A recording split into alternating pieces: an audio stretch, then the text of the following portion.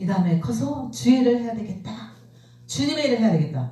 꼬마 초등학교 4학년 때 주일을 해야 되겠다. 그리고 또 뿐만이 아니라 하나님의 말씀을 가르치는 또 꿈이 있어야 돼요. 여러분 초창기잖아요. 지금은 1월달이잖아. 꿈을 가지세요. 아멘. 꿈을 가지시라. 멋진 꿈을 한번 그려보시라고요. 아멘. 예수님 안에서 크면 이제 신학생들을 가르치는 교수가 되겠다. 이런 생각. 그리고 만약 커서 제가 결혼을 한다면 평생 주일을 할 수 있는 목사님하고 결혼해서 끝까지 길을 가야 되겠다. 이런 생각을 했어요. 할렐루야. 그러니까 그 꿈이 딱 그려지니까요. 그때부터 제 상황과 환경이 어떤 일이 있어도 그 꿈을 향해서 갔어요. 만만치 않았어요. 상황이. 어저께 우간제 장로님 자기 간증했잖아요. 그런데 그러고 보니까 저는 한 번도 하지 않은 간증이 있더라고요. 한 번도 하지 않은 간증. 그분은 아버지가 셋이라고 그러대요. 셋. 근데 이제 호족상에 이렇게 등록된 분만 어머니가 셋이라 그랬나? 네, 엄마가. 어머니가 셋이라 그랬어요. 저도 어머니가 둘이나 됐었어요. 우리 나를 낳아주신 엄마. 또 큰어머니가 있었어요. 두 분이 있었어요. 그런데 저는 이 얘기를 한 번도 안 했는데 내가 정말 믿음 안에서 얼마든지 자신 있게 할 수 있겠다는 그런 생각이 들었어요. 그래서 저는 그때 그 분의 그 가정이 다 예수를 믿더라고. 예수. 언니, 큰 언니, 또 작은 언니, 또 큰 오빠, 또 밑에 작은 언니, 사남매가 있었고 우리가 삼남매, 저와 오빠, 저 또 사남매네, 팔남매네요. 이렇게 팔남매가 두 어머니가 있었어요.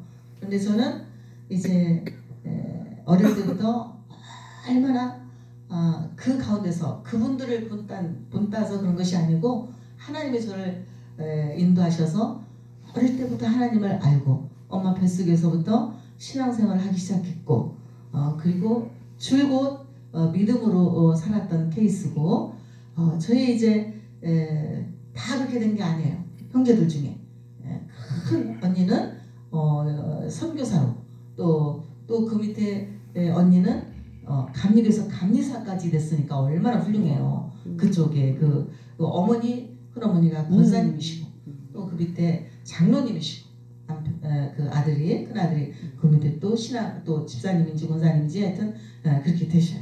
그런데 저희 가정은 정말 어려움이 많았어요. 만만치 않았어요. 정말 이 땅에서 아마 일일이 얘기하면 이렇게 고달프고 힘든 가정이 있었을까 할 정도로 잘 나갔죠. 한 어린 시절에 그 어느 시기까지는 잘 정말 신앙으로 믿음으로 이렇게 자랐는데 많은 어려움이 있었지만 사람이 잘 돼야 되잖아요. 그죠? 어떤 집안이든 여기 보세요. 여기 보셔요. 사람이 잘 돼야 됩니다. 네? 정말 사람이 잘 돼야 돼요. 그래서 저는 믿음을 가지고 끝까지 이겨야 돼요. 주님이 함께 하시면 할 수 있습니다. 그런데 환경에 치면 어떻게 되겠어요? 환경에 치면 지는 사람이 되는 거예요. 결국 어떤 환경이든지 이기고 어떤 환경이든지 극복하고 어떤 상황이든지 나와의 싸움에서 이겨야 됩니다. 환경과 싸움에서 이겨야 됩니다. 한계에 도달했을 때 이겨야 됩니다. 할렐루야. 할렐루야. 그런데 우리 형제들 둘은 이기지를 못했어요. 한 큰 오빠는 어릴 때부터 이제 저는 보지 못했어요. 그쪽에 가서 살았기 때문에 오빠가 있다. 그 언니들만 있는 것만 알지 같이 이렇게 살지를 못했어요. 그런데 두 동생들이 어느 시기까지는 너무 인물도 잘생겼어요. 우리 동생들이. 중학교 들어갔을 때만 해도 남동생이 전교 1등을 했어요.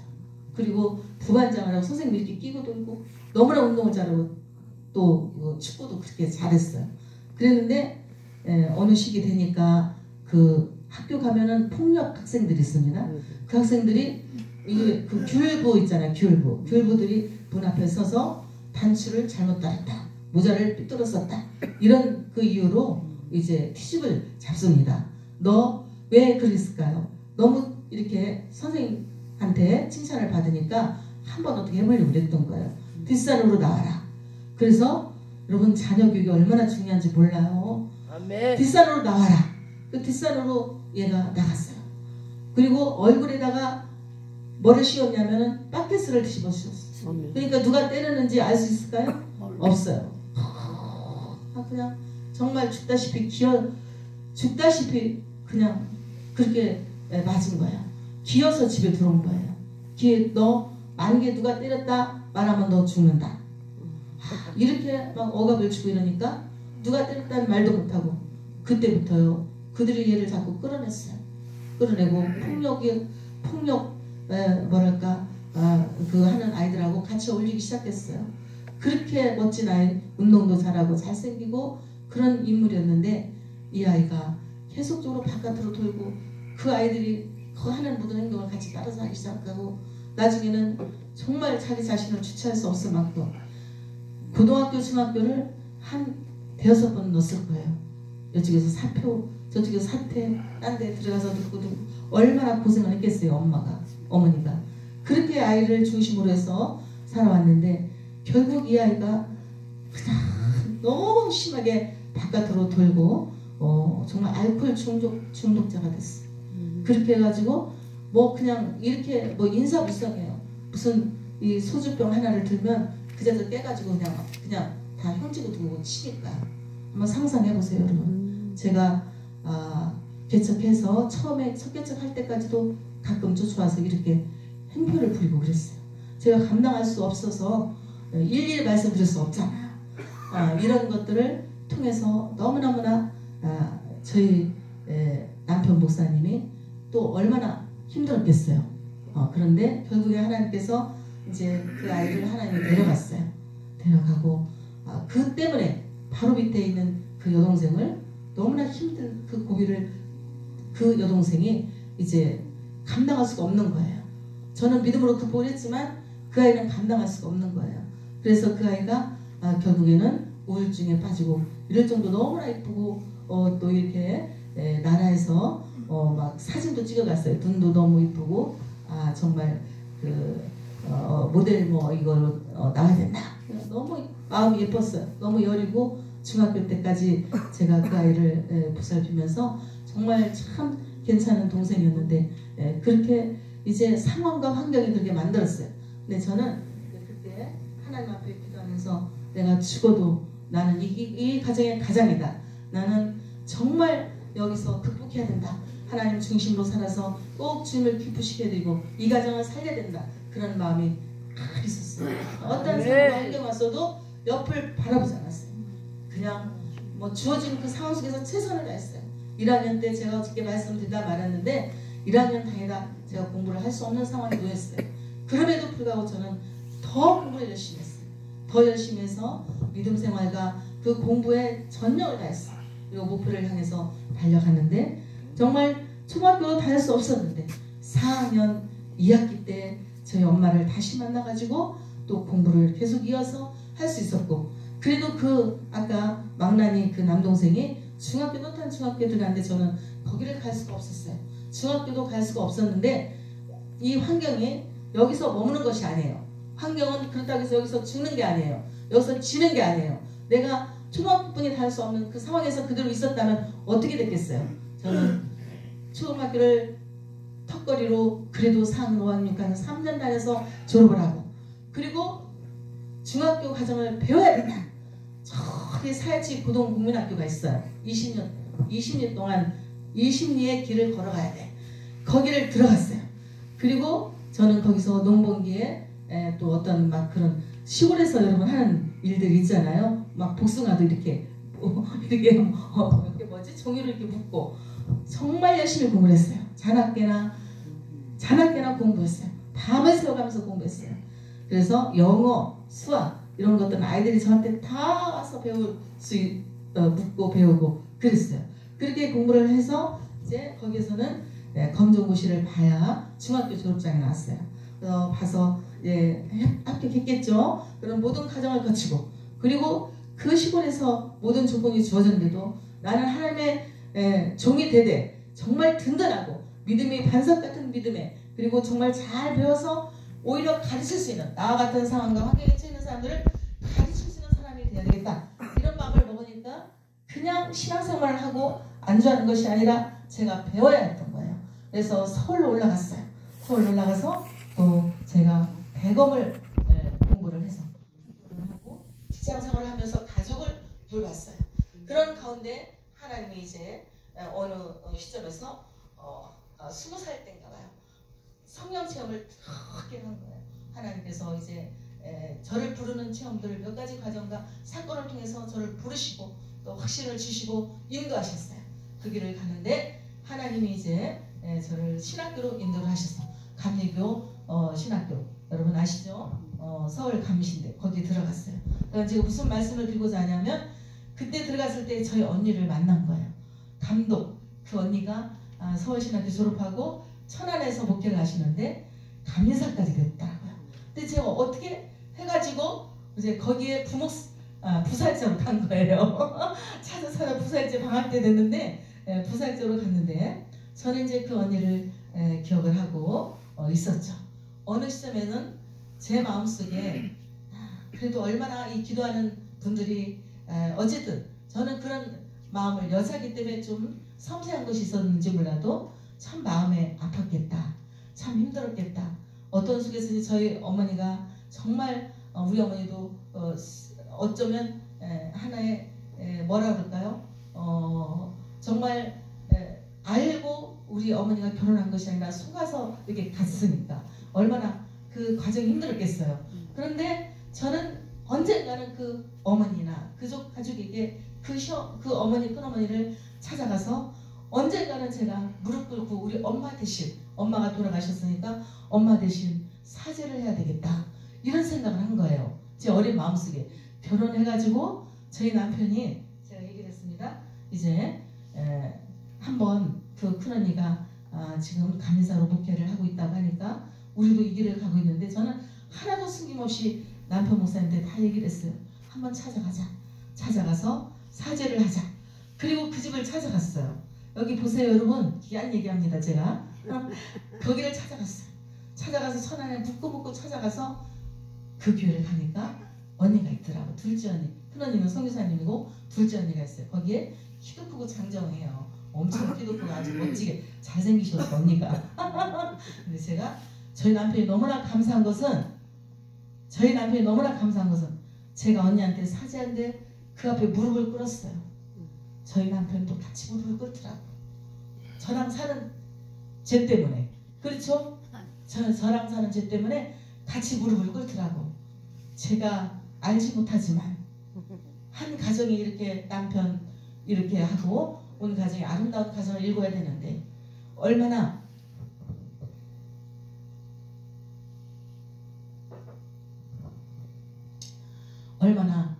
힘들었겠느냐고. 우리 어머니의 모든 우리 어머니의 모든 저는 그게 죄라고 생각했던 거예요. 그때 당시에 모든 허물을 알지 못하고 했지만 모든 잘못을 허물을 용서해달라고 제가 무릎 꿇고 절을 했어요. 할렐루야. 여러분 그렇게 할 수 있습니까? 했습니다. 저희 남편도 같이 무릎 꿇고 같이 엎드리더라고요. 저는 그런 아주 정말 사죄를 하고요. 그래서 그것 때문에 남동생과 여동생이 그렇게 어려움을 당하나 이런 생각까지 했어요. 기도를 많이 하는 집안이니까 그 집안이. 그래서 저는 정말 믿음으로 살았습니다. 어린 나이지만 목사님들에게 격려를 받으면 너는 꼭 신학교로 가라. 그리고 그 많은 저희 교회에 거쳐가는 그 목사님들이 제일 저를 지금도 잊지 않고 천년이나 그리고 감독이 된 감리사 감독이 된 그 목사님도 그 숱한 목회 여정 속에서 가장 아름답고 멋진 청년이었다고 저를 찾아왔을 정도로 그렇게 열심히 목회를 하고 이쁨을 받고 이 길을 공부를 하면서 왔습니다. 할렐루야. 네. 그리고 그것뿐만이 아니에요. 저희 엄마가 항상 우리를 키웠을 때 얼마나 힘들었을까. 얼마나 우리를 키웠을 때 이곳저곳에서 그리고 어쨌든 간에 저희들을 키우면서 빚진 것도 있지 않았을까? 이런 생각을 했어요. 제가 남편 투병 생활하는 그 남편 신앙생활을 하면서 거기에서 돈을 그때는 50만 원을 모아가지고 저희 어머니를 찾아갔어요. 우리를 키웠을 때 한 푼이라도 쌀을 우리를 얻어서 갚지 못한 것이 있느냐, 또 몇만 원이라도 갚지 못한 것이 있느냐, 꾸고 주지 못한 것이 꾸임을 받고 주지 못한 것이 있느냐. 엄마 손을 붙들고 다니면서요, 전체 우리가 어렸을 때 살던 고장을 다 다니면서 그것을 갚아야 하는 제 마음의 소원을 하나님 주셨어요. 다 가서 일일이 갚고, 그리고 이사간 집은 교회에다 헌금을 하고, 이래서 정말 뭐랄까 믿음으로 살려고 무척 몸부림치고요. 그 믿음으로 살 때 해결하지 못한 그런 엄마의 그런 어떤 그것까지도 제가 다 짊어지고 해결하면서 용서를 구하면서 나아가려고 하는 그렇게 했어요. 그렇게 하면서 살아왔다니까요, 여러분. 할렐루야. 왜 이런 마음이 들었을까요?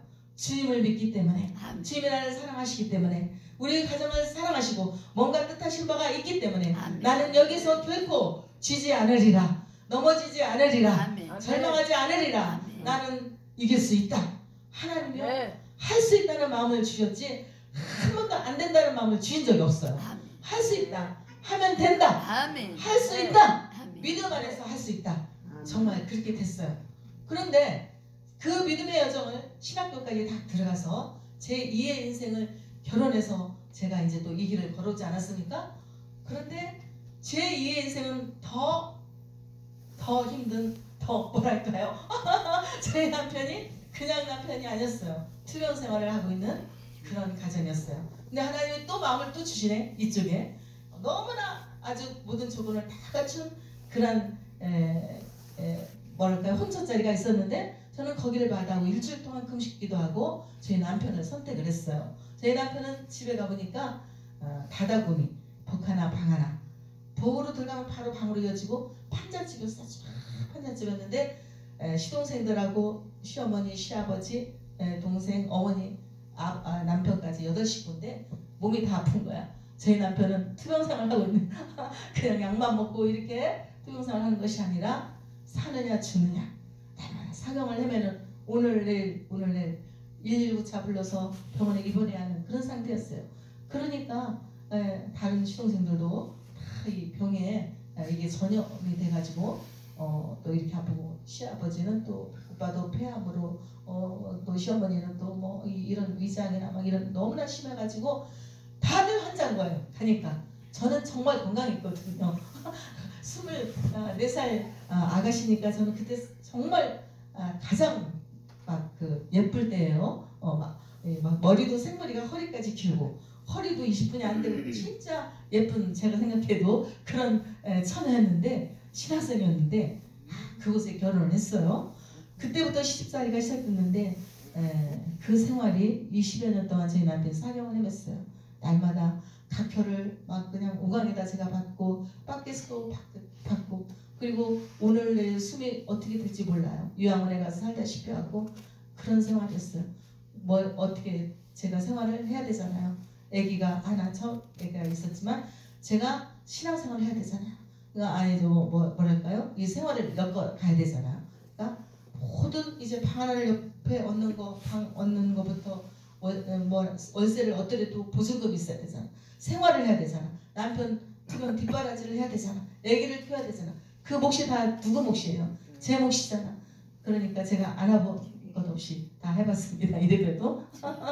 그래서 쭉 이제 그 길을 가면서 거기서 끝난 게 아니에요. 투병 생활을 마치고 끝나는 게 아니라 사명이 있었잖아. 제가 어렸을 때 꿈이 있었잖아. 나는 여기서 이 환경을 뒤집어 엎고, 그리고 여기서 끝나는 것이 아니라, 극복하고 끝나는 것이 아니라 하나님의 종으로서 일을 해야 되니까 공부를 해야 되잖아요. 공부를. 여러분은 엄청난 큰 숙제를 가지고 이 길을 가고 있습니다. 그런데 저희 시댁이 2년 만에 온 시동생들이 다 병에서 나섰습니다. 할렐루야. 그리고 다 공무원에 합격했습니다. 아멘. 그래서 공무원 아파트로 이사 갔어. 제가 가만히 생각해봤어요. 야, 요셉과 같은 복받은 사람이구나. 누가? 누가 빨리 말씀하셔야지. 목사님이 목사님. 오, 그렇지. 아, 최고야. 네. 이수 목사님이 복받은 사람입니다. 아멘. 할렐루야. 아멘. 그 가정이 변화왔어. 2년 동안에. 네, 다 공무원 되고 병에서 다 나서고 공무원 아파트로 이사 갔단 말이에요. 아멘. 그런데 처음에 갔을 때는 여러분 세대기 화장실도 없어. 공동 화장실에 가야 돼. 할렐루야. 방 하나 밥 하나. 환자집이니까 우리 집뿐만 아니라 그쪽에 사는 집들은 짜르락 문 하나, 판잣집이 쫙 있더라고. 방 하나 복 하나예요. 그런 속에서 저는 진짜 집도 안 바라보고 재산도 안 나오고 건강을 봐야 될 거 아니야. 건강도 안 보고 뭐만 봤어요? 하나님 사명과 믿음만 봤어요. 사명과 믿음만 봤어요. 아무것도 보지 않았어요. 그리고 결혼을 했는데 2년 만에 3년 될 무렵에 모든 것을 해보게 됐습니다. 아멘. 저희 시댁이 야 이제는 저 홍시래를 보면 홍시더라고요. 홍시 있습니까 여기? 홍시래를 보면은 예수를 믿어야 되겠다. 아멘. 동네 사람들이 그런 얘기를 했다니까요. 아멘. 그리고 저희 남편은 하늘나라 공무원이잖아요. 맞죠? 아멘. 하늘나라 공무원은요 2년이 아니야. 그 고난의 시간이 20년이 걸렸어요. 20년 동안 날마다 죽느냐 사느냐 했어요. 왜냐하면 못 하나 박을 수도 없었어요. 울컥 그냥 조금만 움직이면은 각혈이 터져나왔어요. 서울대학교에서 다 검사를 해도 어느 그 기관지가 수백 개가 있대요. 사람 어느 기관지에서 터져나온지 알 수가 없을 정도. 유황원에 가다시피 하고 정말 저희 남편은 너무 심했어요. 그냥 코로 입으로 막 지금 나섰으니까 그 얘기를 서슴없이 하는 거지. 어떻게 그런 얘기를 합니까? 코로 입으로 막 그냥 탁표를 하는데요. 막 덩어리도 나오고 그냥 막히면 죽는 거예요. 그런데 저는 이제 그거를 다 감당하면서 또 직장 생활을 안 할 수가 없잖아. 직장 생활을 하면서 아기도 맡기고 막 숱한 시간에 20년 동안 이 일을 하면서 그 아픈 와중에도 저희 남편을 약간 7년 됐을 때 약간 병이 호전될 때 그때 다시 신학 공부를 다시 시작했어요. 다시 시작해서 4년 동안 안양으로 가라. 성결대 4년 동안 이제 신학 공부를 마치고 끝나자마자 MDB 3년을 마치는데 20년 과정 속에서 거기까지는 했다니까. 그러니 아프면서 투병성을 하면서 공부를 하며 병원에 가고 직장에 가고 학교에 쫓아가고 제가 남편 누워있으면 큰 리포트도 뭐 가지고 출석하느라고 학교로 쫓아가고 제가 공부를 했습니다. 남편이 아파서 계속 이런 생활을 하기 때문에 MDB까지 하는 그 시점에서 또 개척까지 했어요. MDB한테 개척까지 했으니까 지금 몇 중고예요. 개척을 이끌어 나가야죠. 남편 투병생활 공부 계속 진행 중에 있죠. 생활하죠. 이 일을 감당을 하는 거예요. 제가 하나님 하셨죠. 제가 아니라 하나님 하셨는데 제 마음에서 소원을 두고 행하게 하시니까 저는 이 길을 가지 않으면 큰일 나요. 저는 여기서 죽고 여기서 살리라. 나는 여기서 죽고 여기서 살리라. 할렐루야. 나는 이 가정에서 죽고 여기서 살리라. 이런 믿음이 없으면 걸어올 수가 없습니다. 너무나 여러분에게 말할 수 없는 숱한 연단과 고난이 있었기 때문에 할렐루야. 하나님만 아십니다. 자, 그런데 그리고 나서 첫 개척을 다 마치고 얼마나 하나님 부흥시켜줬는지 몰라. 할렐루야. 아이들이 하나 가득해요. 첫 개척한데 아이들이 하나 가득. 그 이야기는 개척 두 번째 서울에 가서 노인들이 하나 가득해. 또 이런 과정은 나중에 제가 양육 때 정말 필요하더라고요. 이런 지역사회와 그 다음에 그 지역사회 문화와 그 교회 특성에 맞게 어떻게 목회를 할 것인가 이런 것들은 제가 나중에 양육 시간에 이제 할 수 있을 기회가 있으면 하도록 하고요. 자, 저희 남편이 마치고 서울 올라가면서 다시 공부를 하기 시작합니다. 이제 투병생활 20년 마치고 진짜 공부를 합니다. 그래서 MDB 마쳤죠. THM, PhD를 정식으로 합니다. 한 달에 학비가요. 한 학기 학비가 몇백이 들어갑니다. 어마어마한 책을 제가 사드렸습니다. 저희 남편한테 투자한 그 공부하는데 필요한 그런 투자만 해도 몇 억이 들어갔을 거예요. 온전히 저는 거기만 투자했어요. 남편을 어쨌든 주의종을 만들고 주의종으로 끝나는 것이 아니라 이제 하나님의 정말 신학도들을 가르치는 교수로 또 이렇게 쓰기 위해서 계속적으로 그에게 투자를 했습니다. 35년째 되는 그때에 THM 목사님, THM은 이제 우리가 웨슬레에서 공부를 했잖아요. 감리교에서 그런데 백석대에서 TSM PhD를 했기 때문에 개혁신학이잖아요. 개혁신학 입장에서 본 웨슬레의 성결론에 대해서 썼고, PhD는 박사기는 우리 성결대학의 김홍조 박사님이 창시자예요. 신사참배 때문에 또 예성이 생긴 거예요. 기성다 예성이. 어제 나사렛 성결교단인데 세 교단이 있어요. 성결교단은. 그래서 저희 남편이 이제 이쪽에서 백석대에서 PhD까지, 거기는 뭐냐, 김웅조 박사님의 웨슬레 대표 창시자 되시는 김웅조 박사님의 성결 성화론에 대해서 썼어요.